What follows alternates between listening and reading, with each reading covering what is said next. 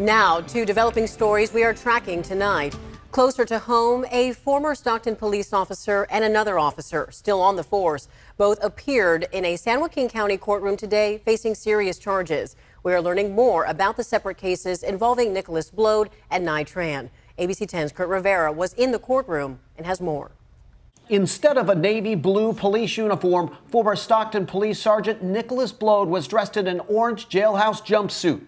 He's accused of multiple felony sex offenses involving 8 victims, both women and men, including assault to commit rape, assault by a public officer, and asking or receiving a bribe. The allegations date back to May of 2019. In my 35 years in this office, these are some of the most despicable allegations I have encountered against a police officer. According to the district attorney, some cases involve Bloed using his power of authority to press victims for sex. This woman we interviewed in June says Bloed forced himself on her in a Stockton hotel room while on duty. At that point, that's when he starts having sex with me.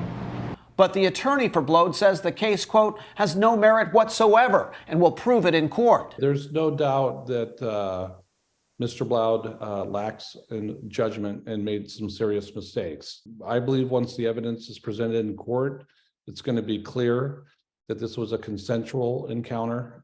In the case of Stockton Police Officer Ny Tran, the district attorney says it began as a call for service. He didn't know the victim. The 9-year veteran of the force is accused of grand theft, forgery, and using the elderly victim's credit card and personal check totaling over $94,000. The DA received a tip from the conservator of the victim, now in his 80s. 99.9% do it every day and do it well.